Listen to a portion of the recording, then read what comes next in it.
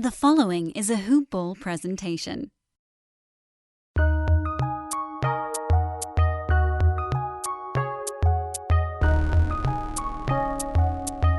Welcome to the Fantasy NBA Today podcast. Happy Labor Day, everyone. Welcome to another week of Fantasy NBA Today. A Hoop Ball, hoop-ball.com, and Hawaiian Isles Kona Coffee presentation. I am Dan Besbris, your gracious host on this Monday morning. Holiday Monday, which means, well, probably most of us are still working. But to those of you that are not, enjoy your day. We're all very jealous of you. Hawaiian Isles Kona Coffee Company. What does Adrian always say? Taste the aloha difference? No, that's not right. Taste the Kona difference? I don't know. Adrian's making up taglines. Taste the warmth of aloha. That's on their website, hawaiianisles.com, hawaiianisles.com. Check it out. Throw a brew in that nice gold mug they've got on the homepage. Oh, yeah. HI Kona Coffee on Twitter. Hawaiian Isles Kona Coffee on Amazon. You can get that stuff sent Amazon Prime direct to your doorstep. Check them out. Our first ever and our exclusive title sponsor of all audio-visual events here at Hoop Ball, Hawaiian Isles Kona Coffee Company. Big thank you once again to their continued participation with us here. And, of course, they are Fantasy Files. That's the real beauty part. They're fantasy heads over at Hawaiian Isles. That's how we got connected. Good, folks. Great product. Enjoy it. I'm going to try to keep the nonsense a little shorter. But, I mean, it's really, I run into this tough thing every time. We got so many things going on at Hoop Ball. I want to talk about as many of them as possible. I want to try to spread them out a little bit. But if I do that, then it's like a break every 6 minutes of show. So I'm in this weird middle ground. And then I say, hey, you guys want me to just knock it out at the beginning? And a lot of people say yes, because then if they know and they're constant listeners, they can listen to some of it and skip around. And then other people are like, no, move it around. I'm like, all right, I don't know what I'm doing anymore. Can't give everybody what they want on this one because everybody wants something different. So I'm going to start today's podcast by letting you know what's coming up this week on Fantasy NBA Today, since that's actually a pressing and relevant concern. We're breaking down more draft results and not mock drafts. These are real money on the line, $100, $200, whatever dollar leagues. So there's a pretty good pot at the end of this rainbow. Pot of gold, I should say. So people care about the results. I want to give, by the way, a shout-out to Japoyson, who's been providing the results from some of the drafts that we've been breaking down. Eric Ong, as you know, is one of our editors here at Hoop Ball. It's one of his buddies. They're in leagues together. That's how we've been able to dig up some of these fantasy results of real people care, money on the line draft results. Not mock drafts with a bunch of jokers just scouting things out. This is the real deal. And so that's why it's so important. We're breaking these down. We're looking at where guys are actually going as opposed to where, say, Yahoo's ADP might suggest they are going, or where you might be able to get your guys in mock drafts. One of the things that our good buddy Adrian does, and we talked about it on Friday, and I want to talk to him weekly on this podcast here as a co-host, is to get a feel for where his guys are going, because, he's always got his eye on certain dudes, and he can also keep an eye on where other guys are going. The one thing that I don't like that Adrian does, and I'd say this to his face, is when I go into mock drafts, I often skip the guys that I'm actually trying to take in real life, because I just want to know where they're going.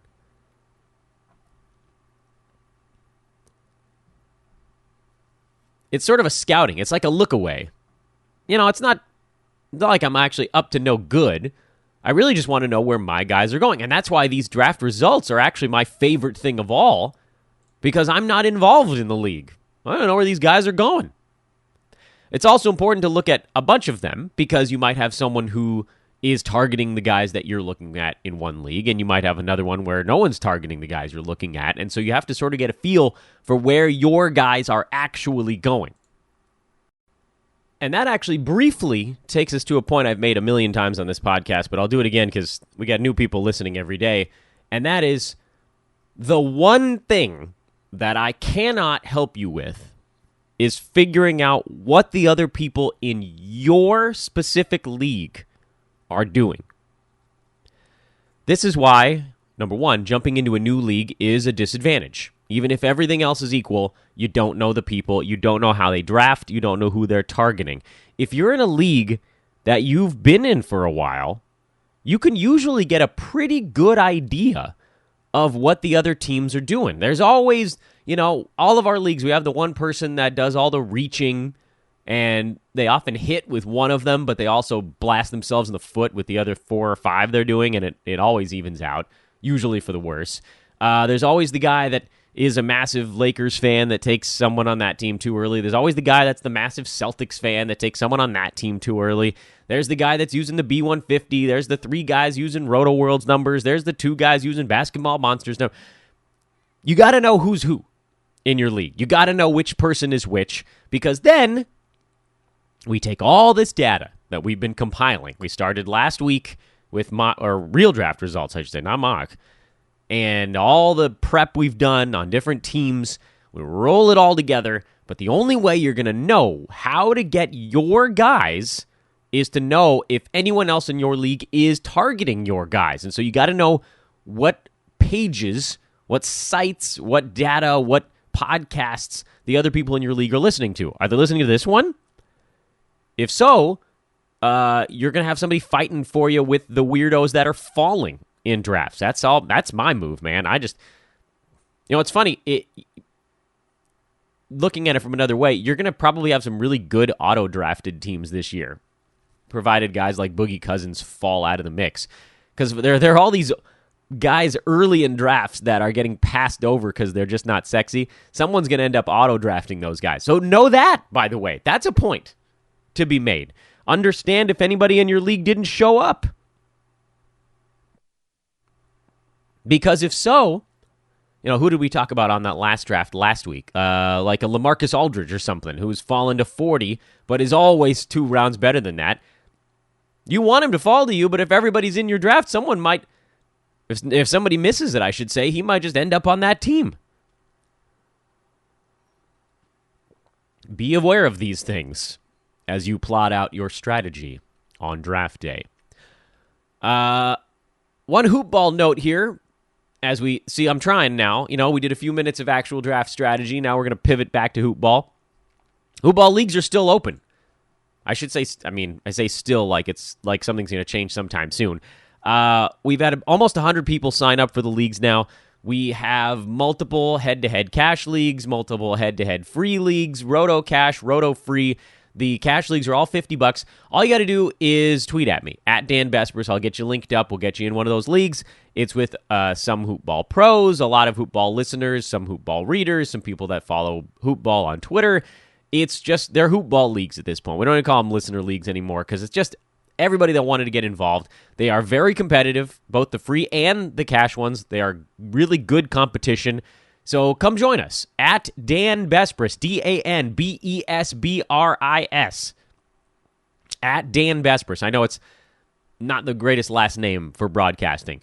B as in boy, E-S as in Sam, B as in boy, R-I-S as in Sam. Find me on Twitter, shoot me a note. I'll get you in these Hoopball leagues, among other fun things that we've got going on over at the Hoopball HQ.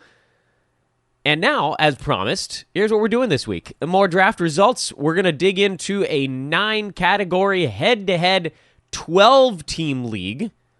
And we're going to probably go through it at about the same pace as last week, maybe a little bit faster, right? Because now we've done one full-ish. I think we only got to 90 over the course of the week last week. This is deep, intense stuff. I'd like to get past 100 this time around. And we're going to keep doing this and tracking where everybody's going in particular. So let's dive right on in. Round 1, first pick overall, head-to-head, 9-cat draft results. The mighty, the wonderful Anthony Davis going first. Second, Karl Anthony Towns. Third, Steph Curry. Fourth, James Harden. Fifth, Giannis in this one. This is an order that I'm not as comfortable with in a head-to-head league. Seeing Harden slip all the way to 4, he's just so dang durable, right? And if you're taking Cat at 2, a lot of that is for the durability aspect. Right? That's the reason he's getting the bump. Because last year, and you just look at it on a value basis, James Harden was worth about 60% more on a per-game basis than Karl Anthony Towns. Which is not insignificant. The only other person that was up there with Harden was Anthony Davis. Now, obviously, Russell Westbrook coming to town, that's going to put a dent into Harden's usage a little bit. So let's back him off to maybe part of that second tier, which last year was Paul George, Steph, Giannis, Kat, Kawhi. That's about as far as I'm willing to stretch the second tier. I think you could still put Harden basically at the top of that tier, and he has the durability along with a guy like Karl Anthony Towns. So I think if you're going the durability route, you want to probably go Harden in the first round. I don't have any intense objection to Kat being in that first group of 5. I really do think he should be, and I think Giannis is very clearly the 5th. He's the last one you go with in that crew. But I think if your move is the durability move, you probably go Harden. On top of the fact that I happen to think big men are a little bit more available this year, and I think a lot of people are agreeing with me. We're seeing, we've talked about it on the podcast a little bit. So if you're not getting AD with the insane per-game upside, I think Kat could fall. Not fall. I'm just talking about within the top 5. I like Steph Curry. I've always have a soft spot for him. Last year, he had a down season. He missed He missed 13 games. Didn't shoot the ball as well. His usage is going to be crazy this year. My only fear with Steph is, do his turnovers go up a lot? But the question is, does it matter? He could legitimately have a season where he goes for 30 points a game, 6 3-pointers, 6 or 7 assists. He's going to be everywhere. And volume is a great thing for Steph Curry. The more he does, the better, because his percentages are sweet. I'm looking for a big year from him. I'd have no problem if he went 2nd or 3rd or 4th. I would have a problem if he went 5th. And then Giannis at 5. I think that's a pretty accepted spot for him this year. Nikola Jokic, he does appear to be the next guy in his own tier, basically, which is intriguing because, he was on a ranking basis last year, number 13. He played in 80 games, which was obviously a nice jump for him. And we talked about it when breaking down the draft results from last week. There are guys that are going to fall out of his way. I think Vooch probably falls behind Jokic. Kevin Durant obviously is not playing. Paul George, we don't know how injured he is, and he's going to be playing with Kawhi Leonard instead of Russell Westbrook. How much does that adjust things? In my mind, maybe even we can wipe out some of the guys that get hurt a little bit more. Do you move Kyrie Irving, Joel Embiid, and Kawhi Leonard back behind him as well? Okay, fine. Well, that takes him from 13 to 8. How he clears that last 1 or 2 spots, I really don't know. It's going to have to be durability. And also, simply put, when you look at who's getting drafted behind him, there really aren't any other guys you're like, oh, yeah, that guy could end up at number 6. Besides maybe Paul George. That's about the only guy getting consistently drafted behind Jokic, where you look at him and you're like, okay, yeah, if he's not hurt to start the year, he could end up in front of him. This is, by the way, why I really don't like drafting in early September, because in particular, George is basically the one huge one. There are other little ones floating around, but big injury question mark. If we find out he's totally fine, I'd love to have Paul George in the middle of the first round. Right now, someone's going to have to take a chance on it, and it's not going to be me with that question mark hanging over him. Dame is finally going a little bit earlier this year. He goes at 7 in this draft, which is fine. He's very safe. I think I might go a little bit of upside there. But I have no problem with Dame at 7. And it's not like I would take someone like a Kawhi Leonard, who's almost definitely going to miss 12 to 13 games, and then whatever actual injuries happen on top of that, or Joel Embiid, who's probably going to miss a bunch of time. If you're looking at other guys in that same neck of the woods, I think the only one you might be able to make a case for is Kyrie, because if he doesn't miss 15 games, if he only misses 1 or 2 games more than Dame, then he ends up better, because he has the percentages, a very large one, by the way, percentage leap over Lillard. 4% from the field, that's not nothing. Dame has the better free throw percentage, but Kyrie's efficiency is superior. I'm talking about just a fantasy game here. Defensively, also, by the way, Kyrie had a pretty big season last year. I don't know if that exactly keeps up, but he's going to be expected to do an awful lot by himself. He doesn't have that superstar companion yet. Kevin Durant waiting in the wings. I mean, it's not that dissimilar from what he had going in Boston. I think I'd probably argue the Celtics' young guys are a little better than the Nets' young guys. But there's a very real chance that Kyrie posts similar numbers this year, maybe an extra shot or 2 per game, and that's enough to get him from 24 points to 25 or 26. All these little incremental bumps for a high-efficiency guy, and if he can get into the 70s in games played, then you're talking about a first-round guy. But I have no problem with Dame. You guys know this. I'm always advocating a Lillard pick because you just know he's going to be out there and he's going to be providing for you. Bradley Beal went at number 8 in this draft. I'm not a huge fan of Beal at 8. His ADP is 12, and I get it. A lot of the guys going in front of him are injury risks. The guys in front of him being Kawhi Leonard, Joel Embiid. In particular, LeBron actually tends to go from ADPs in front of Beal, and I think some of that has to do with the 8-cat or points leagues where that pushes numbers up a little bit. So yeah, I think you could make the argument for Beal maybe over some of those injured guys, but at the same time, you're staring down the barrel of a truly awful Washington Wizards season coming up. They are going to be epically bad.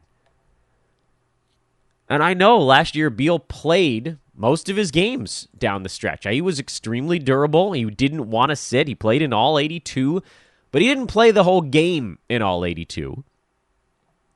He played half the game their last 4. That's a pretty small number.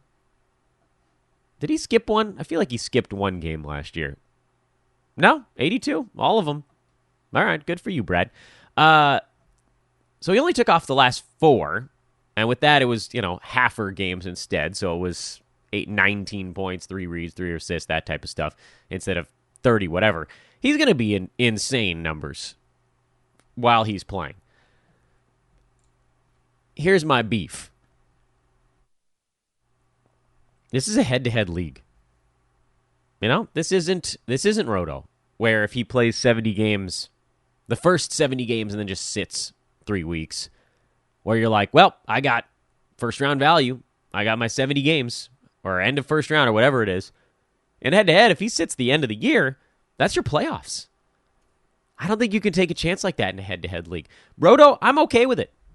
I mean, he probably doesn't play any. He probably plays more games than Embiid. Probably around the same number as Kawhi, if not a tiny bit more, because he just loves being out there playing. We've seen this before. Also, with some of this load management stuff, that's for teams that are trying to make a postseason run. The Wizards aren't. So Beal's just going to be going nuts for a while, and if they're like, let's shut you down, he'll probably push to play a few more, and then he probably will skip the last few games of the year. I mean, there's just no reason not to. So head-to-head, that's a little bit dangerous, especially if your league goes to the end of the regular season. If your league cuts off a tiny bit early, maybe it's less of a fear. Maybe he only misses 1 or 2 games in your silly season as opposed to 5 or 6.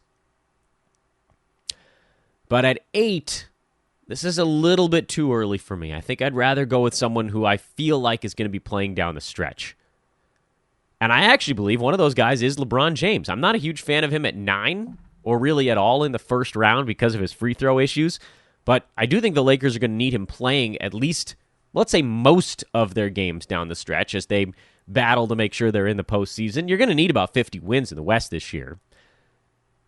Still a little bit too early for me, but I do think in head-to-head, he probably has a little bit of a tick up. Joel Embiid, terrifying for me in head-to-head. Philly's going to be coasting into the playoffs this year, and unless they desperately want to secure the number 1 overall seed from Milwaukee, there isn't a whole lot of reason for these guys to push it.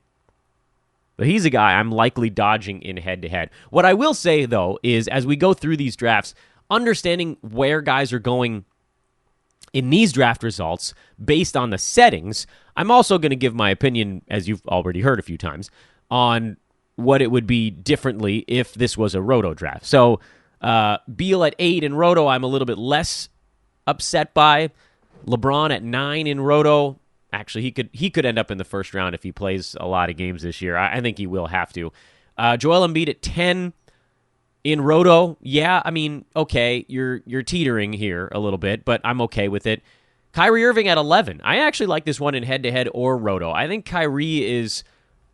I have high hopes for him actually getting into the 70s in games played, and if that's the case, he could really have a nice season. He hasn't shown himself to be exceptionally durable, however. He's only played 70 games or more 3 times in his 8 NBA seasons, and he hasn't done it since 2016-17 campaign in Cleveland. He played 60 and 67 his 2 years in Boston. So how do they keep him healthy? I don't know. Hoping that he'll suddenly play more games is probably a little bit wishful thinking on my part. But the Nets are also going to be a lower-tier playoff team in the Eastern Conference, and so they're going to want him playing if he can down the stretch. So that, I think, actually gives him a little bit of a bump in head-to-head. Whereas in roto, if he misses the games earlier in the year, it doesn't really make any difference. It's better for you if you are in a playoff format. And finally, the number 12 pick in this league, the last pick of the first round was Kemba Walker, which is definitely a head-to-head type play because he was number 21, in 9-cat last year on a per-game basis. Did play all 82 games, so he's durable. I think he's going to miss a few games this year. He's doing the FIBA stuff right now. It's going to take a toll a little bit. But he's going to have a nice season. 12 is pretty early when there's some guys out there, still a couple of guys that basically showed they could be per-game first-rounders last year. And I'll point those guys out when we get to them in the second round. Before we do, I wanted to remind everybody of not only one, but a couple of our sponsors here over at Hoopball and on our podcast division. Number one is our good buddies at MyBookie.com. They're getting you all geared up for the NFL right now. I cannot wait to start sinking my gambling money into the NBA. I've got these angles ready to go. We tracked them all last year. They were not great at the very start and after the All-Star break, but in between the dog days, that's where we're really going to cash in. Beginning of the season, it's all about understanding what teams are going to be playing well together. Middle of the season, you got these great emotional angles. That's the only thing that carries these guys through. Oh, I cannot wait. Oh, man, MyBookie. I hope you're ready, man, because I'm coming for you. MyBookie.com, they are our partners here on Fantasy NBA Today. I would only recommend MyBookie to you guys if I knew they were solid, and they are proven. You bet, you win, they pay. They've got live, by the way, they've got live in-game betting on every NFL game right now while you wait for the NBA. I'm not an NFL guy. You guys know that about me. I'm not about to, yank your whatever here on the podcast. But I know many of you that listen to this show, you guys are into football. A lot of people are. They've got player perks. So as you're betting, you're acquiring perks. And for us fantasy folk, you can actually bet overs and unders. You can bet totals on fantasy points for the NFL players in the ball games. That should be a pretty fun one. If you're good at fantasy NFL, which I am not, so you can keep inviting me into leagues, but I'm not joining you. You can actually bet on that. Up to $1,000 first deposit bonus over at MyBookie. So whatever you do when you're creating your account, use promo code TODAY, TODAY, to activate the match bonus. Put your whatever it is, again, up to $1,000. I'll take probably a few $100 and move it over. Get my money out of these other online books and move it over to MyBookie. They'll match it.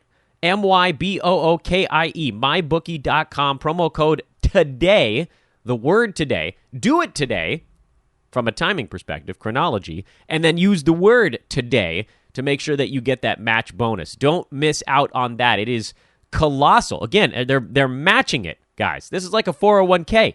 Whatever you put in, they're matching it. They're also, by the way, hosting the first ever online handicapping super contest. This is a really big deal in the NFL. First place is guaranteed to win at least $100,000, and it's a $100 entry. You pick 5 NFL games against the spread every week, climb the leaderboard, and score your share of the huge cash prize. Check that out. Again, if you know what you're doing with the NFL, you got to get over to mybookie.com right now and set up your account. Get yourself ready for the NBA because we're going to be cashing in. Looking forward to it. Thanks again, MyBookie, for getting on board with us here at Fantasy NBA today. Second round of the draft. We're breaking this thing down. As I said, I'm trying to go a little bit quicker on this one since we've covered some of these names before, but I still think the top of the draft is so interesting for how many guys are tumbling. I say. Kawhi Leonard, first pick of the second round. Now you're actually getting back to where I would take a chance on him. I do think he misses a couple of games down the stretch for the Clippers, but his are going to be spread out. So he actually maybe gets a tiny bump in head-to-head, believe it or not, because a lot of these guys, you're like, shutdown risk. That's a huge deal in head-to-head leagues. In Roto, you take your Kawhi Leonard, you assume he's playing 65-ish games, and you don't really care where they get missed. Some will be at the beginning, some in the middle, some at the end. That's fine. In head-to-head, spreading them out actually is a really good thing for you, especially if it's a guy who doesn't play in all the games all season long. You'd rather they be spread out or very early, but that doesn't tend to be the case. Paul George going at number 14 in this draft. Again, this is a roll of the dice without any more information on his shoulders. If he's going to miss the first month of the year, okay, in a head-to-head league, getting him at 14, you might get yourself an early first-round guy when he comes back.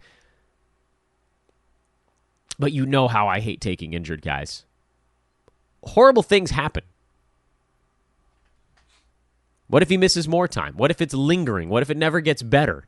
These are all I can't. Until we see him go through training camp and look healthy, I cannot recommend drafting Paul George. I just can't do it. Donovan Mitchell at 15? Yeah, I can't get on board with this one. This is a 9-category league. Not that makes a massive difference. He was at 2.8 turnovers last year per game, which wasn't good. He was number 55 in 9-cat on a per-game basis. There's going to have to just be this colossal change in what he does on a basketball court, and I don't think that's coming. Free throw and field goal percent are probably both going to need to go up. Field goal significantly if he wants to get into that top tier. I'm not sorry to this team. I'm not going to name any names. I just really don't like this pick at 15. This is what happened last year. And it's so early compared to where he need to be taken. His ADP is 28. Like, I know you're at the beginning of the second round here. I know your next pick is not until 34. But, wouldn't you rather hope that he falls to you at that point? No, this one's brutal to me. Russell Westbrook at 16, which is exactly where we're seeing him go in every draft because everyone is doing the same thing in their head, which is splitting the difference between what could Westbrook be if he fixes his free throw percent and what is he currently. Well, currently, he's number 30 because he can't shoot a free throw and he takes a lot of them and turns it over a ton. But if he made his free throws, he would rocket from 30 to probably 10. I'm not going to risk it, but in a rare twist, I'd love to kill the teams that do this type of stuff. I'm also not going to kill the teams that take Russell Westbrook in the second round because the bottom, the floor with him is going to be popcorn stats out of your you-know-what. And the ceiling is, what if his brain clicks back into the right shape and he makes free throws again?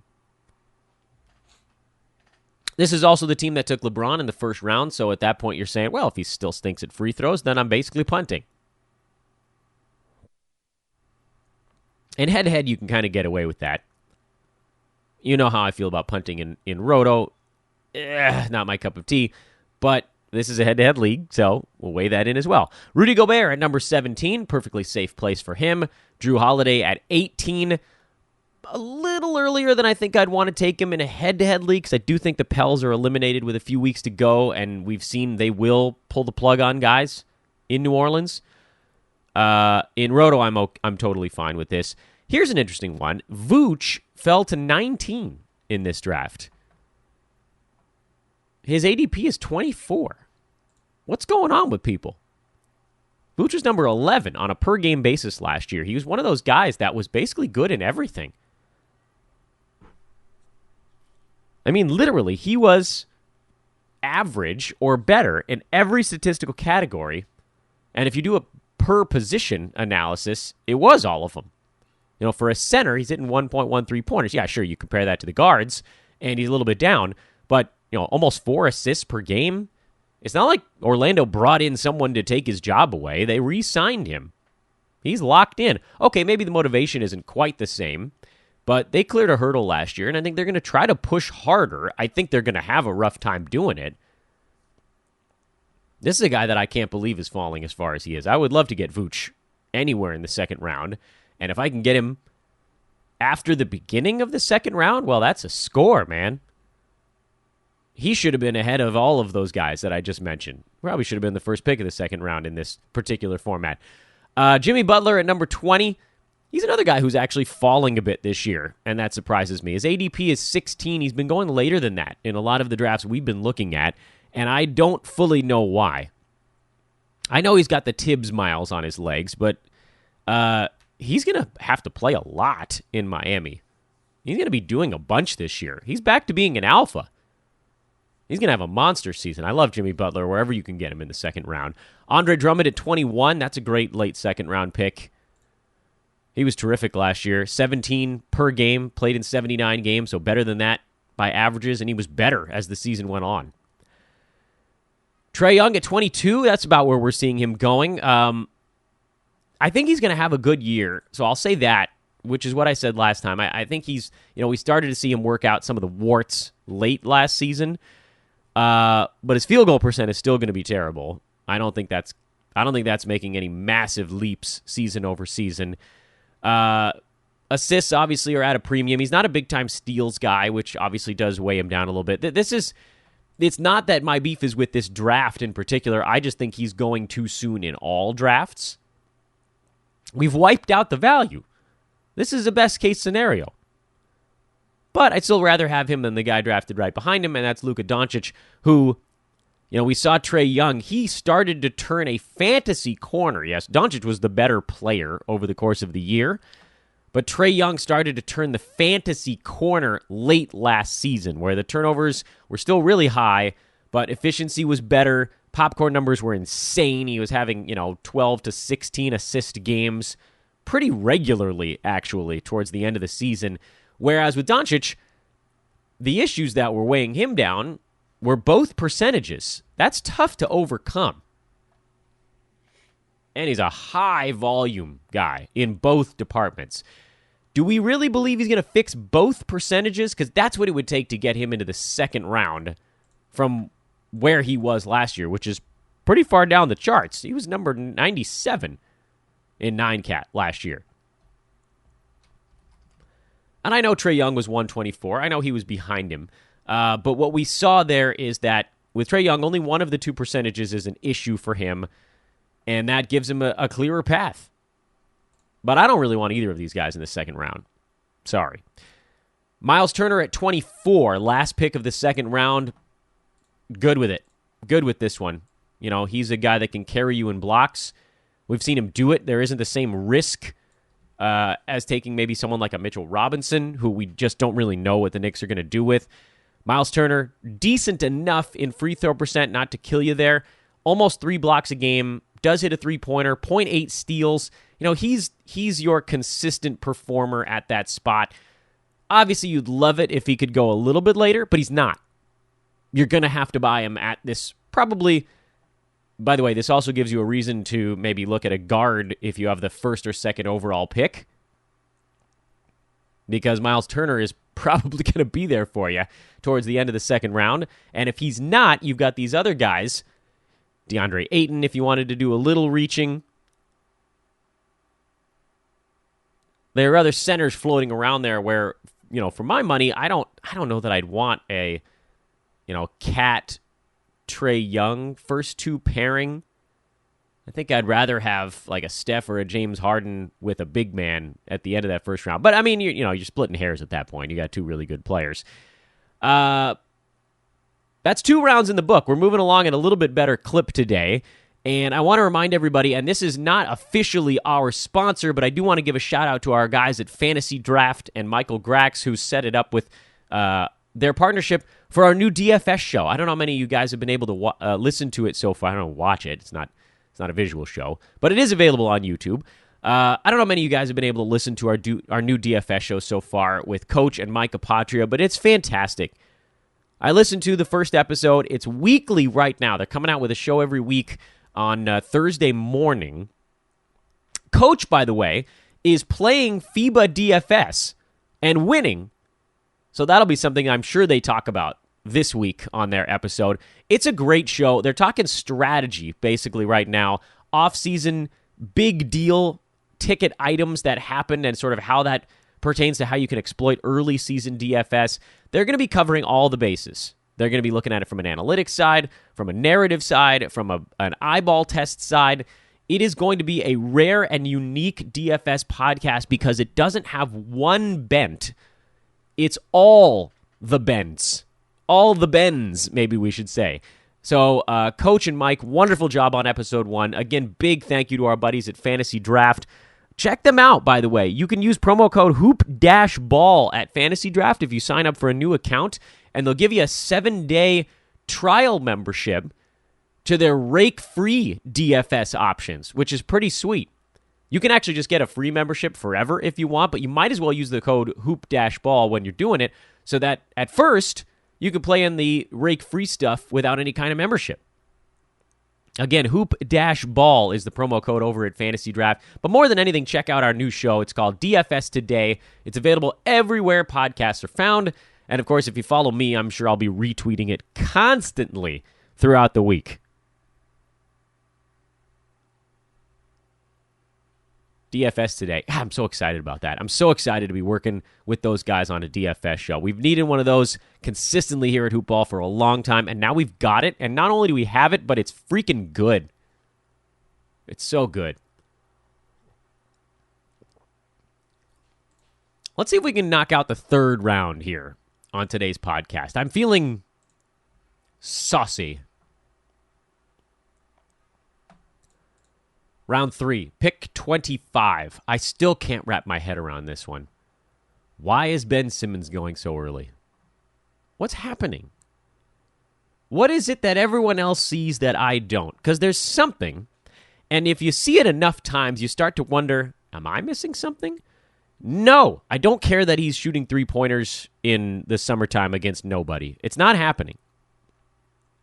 Okay, I get it. 17, 9, and 8. With 2.2 defensive stats is pretty sweet. Yeah, absolutely. 17 is okay, I guess. We're not going to call that sweet. We'll call that okay. But 9 rebounds, 8 assists, and 2.2 defensive stats. This is good stuff. That's 4 strong categories, and you guys know I love defensive stats. Hey, 56% from the field. That's great, too. He's strong in 5 categories, and he's fine in a 6th, but he is terrible in the other 3. That's what I think people are overlooking. It's not, there is value in being just okay at some statistical categories. And for Ben Simmons, there really is only one category that he's okay in, and it's points. He's slightly above average. Everything else is either great or awful. Rebounds, awesome for a guy that's going to have eligibility everywhere. Assists, awesome. Steals, solid. Blocks, solid. Field goal percent, great. Free throw percent, big wet fart. Turnovers, even wetter. 3-pointers, 0. Goose egg. And you guys know I don't care about 3 balls. You can make up for them elsewhere. But to have one guy that's bad at 3 categories, the only way he gets up into this top 30 discussion, forget actually even finishing there, number one, he's going to have to play 79 to 82 games again because you do get a bump by actually playing every game. But number 2, he's going to have to fix one of those categories completely. Not like just make it a little bit better. Like turnovers would have to come down by 1.5. That's not happening. Free throw percent would have to go from 60 to probably 75. That's probably not happening. He'd have to hit like 1.5 3-pointers a game. That's not happening. If one of those 3 things happens, I'll eat my hat. You know what? I'll eat crow here on the podcast. I'll tell you I was wrong. but there's just no reason he should be going at this spot. Unless you're in a punt build, and I don't think this team is. In fact, this team had brilliant big men going into this particular pick. This was a spot to take a little guard. I don't fully understand this one. I loved the first 2 picks for this team. Rounds 1 and 2, not at all a fan of number 3. Here's an interesting one, and I feel like maybe this is someone who's been listening to the pod, or maybe not, but LaMarcus Aldridge went at 26 in this draft. That puts a little scare in my belly because we've been seeing LaMarcus fall. His ADP is 42 on Yahoo. Yes, I think 8-cat and percentage leagues probably bring him down a tiny bit because the stuff he's good at is tailor-made for 9-cat. Both percentages, low turnovers, and then good at most other stuff. Good at scoring, good at rebounding, decent at blocks, fine at steals for a big man, good at assists for a big man. Both percentages and turnovers, as I mentioned. Really, threes are the only thing he's just not good at. And so the problem here is that, I would argue, well, let's see, both percentage and turnovers. The turnovers are fine. It's not like he's blowing anybody away with around 2 per game, but being good at both percentages is something that does knock you down a hair in points leagues, and then being decent at turnovers depresses your value slightly, and you going over to 8-cat and also some points leagues as well.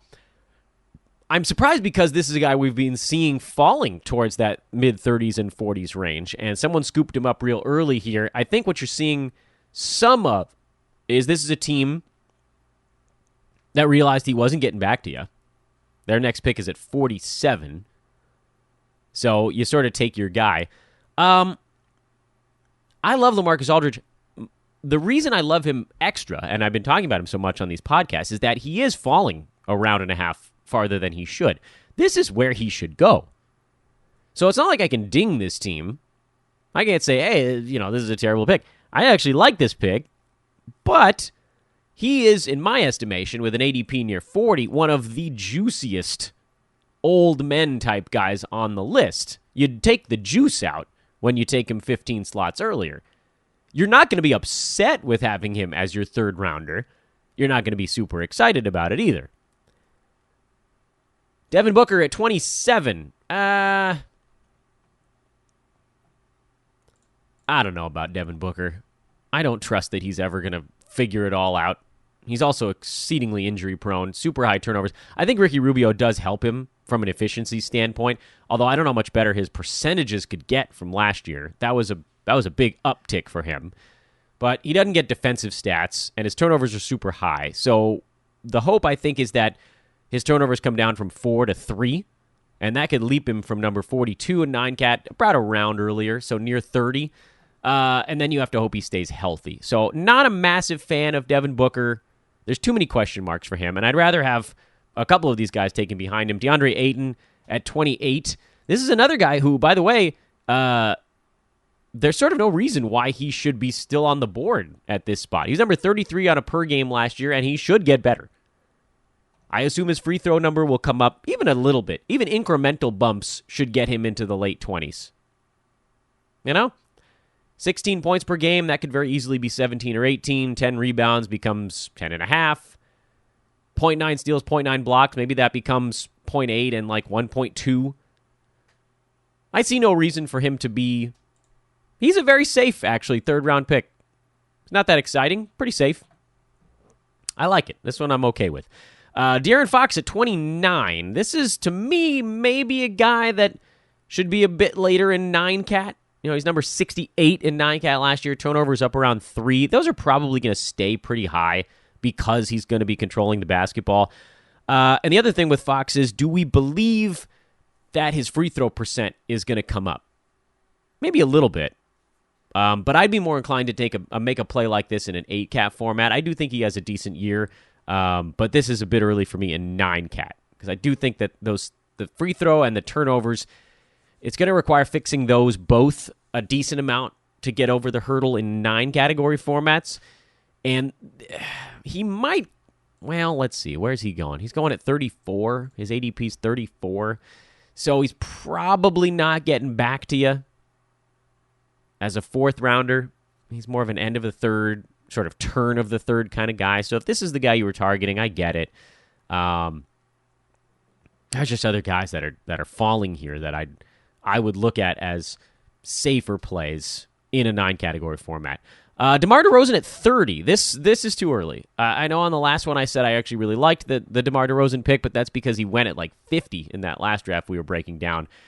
He's always going to be number 44. He's always number 44. It doesn't matter where he is. His game evolves. He ends up at 44. He's durable. He's going to play. San Antonio needs him out there because they're a bubble team in the West right now.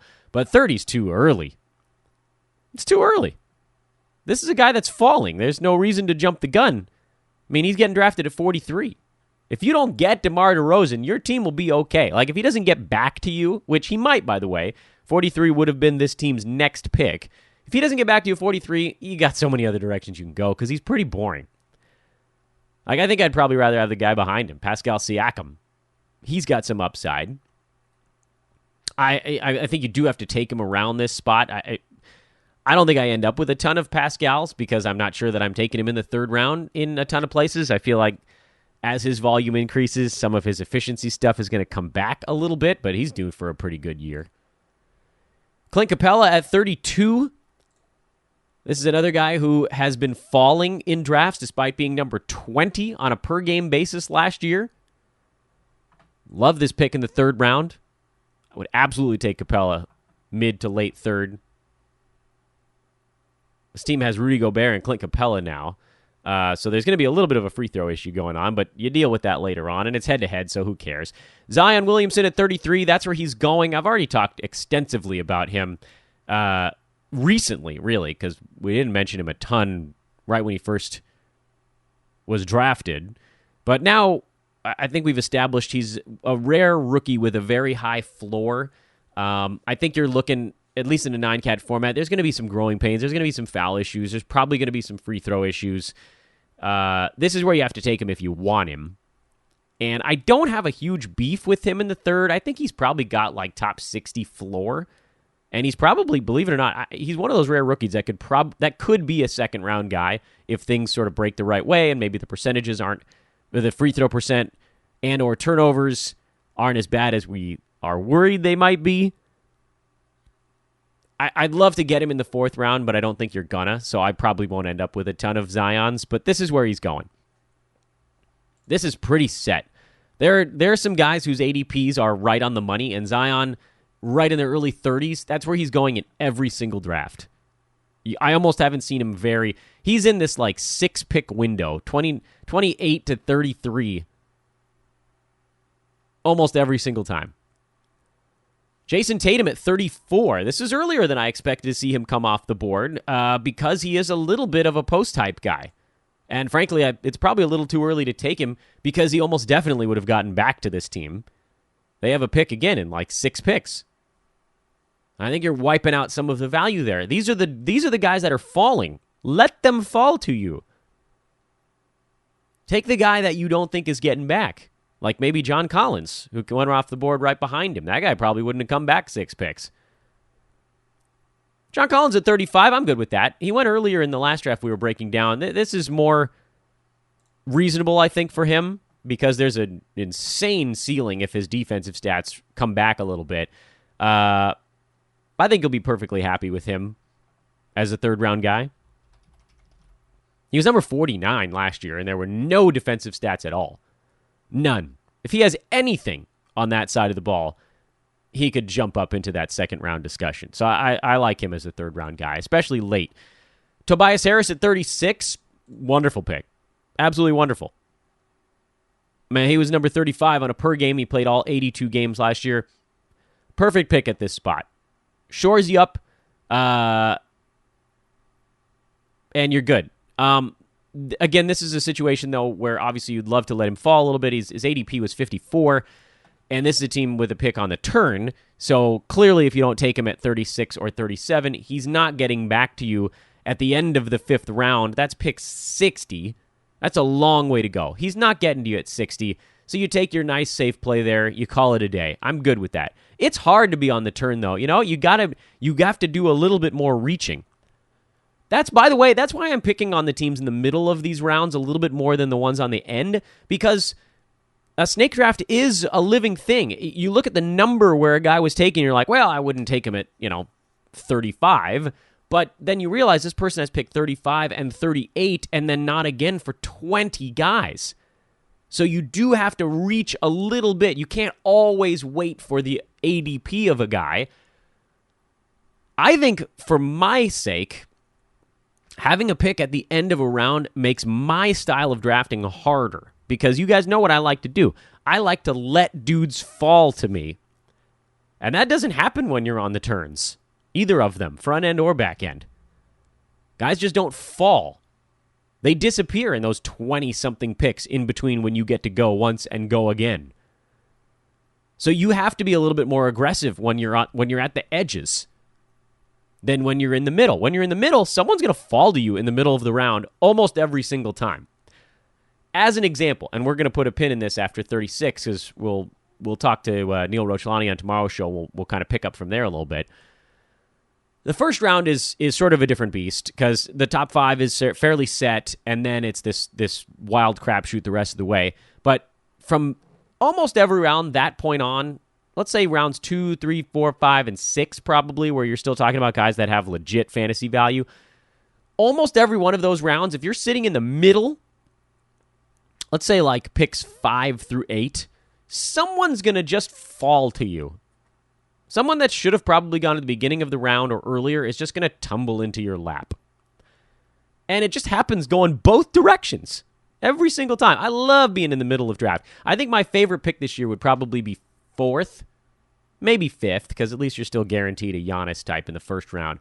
But something like 4th, you want to be right at the very back end of that first mega crop, right? Because you want to get the guys in the first round that are guaranteed heavy lifters, which is probably the top 4, maybe top 4.5 this year. But then as you get into the second round, if you're the 4th, 5th pick in the first round and you're sort of 4th, 5th from the bottom in the second, someone's tumbling to you. 5th from the bottom in the second round got Jimmy Butler. 4th from the bottom got Andre Drummond. The last pick in that second round ended up with Miles Turner. But as a point of reference, looking right in the middle, which is pick 6 or 7, there's 2 middle picks here. In the second round, Drew Holiday and Nick Vucevic went in there. Nick Vucevic falling to... that's a guy falling. Round 3, middle of the round. Guys that fell to that point are further. Pascal Siakam, Clint Capella, John Collins, Tobias Harris. All of those guys were available after the midway point of round 3. Just as a point of reference, and we'll talk about this tomorrow, the guys that fell past the midway point in round 4... Bledsoe, JV, Hield, Draymond.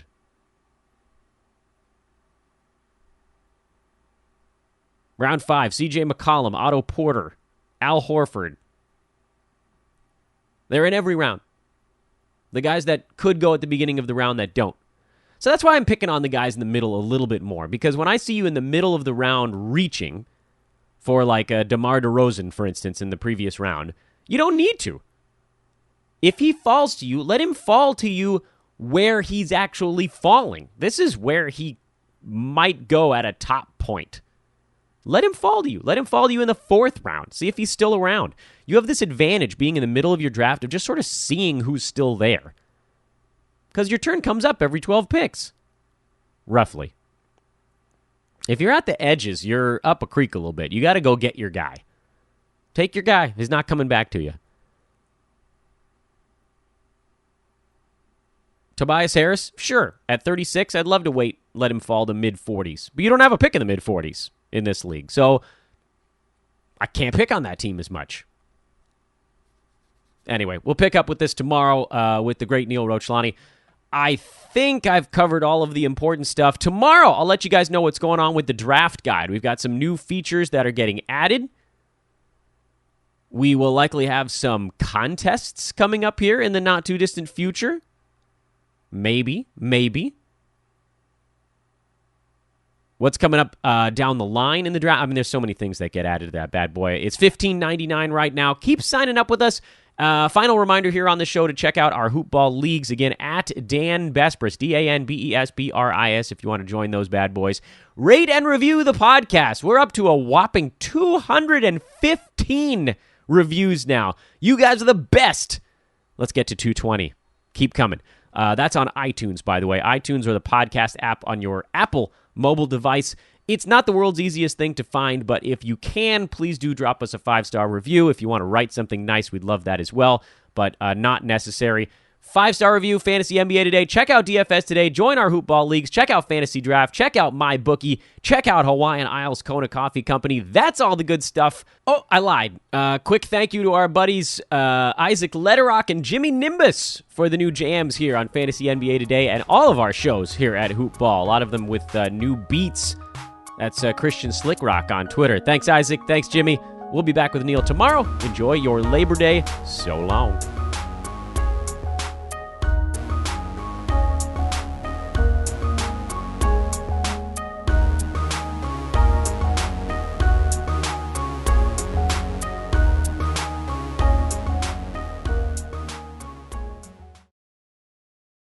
This has been a Hoopball presentation.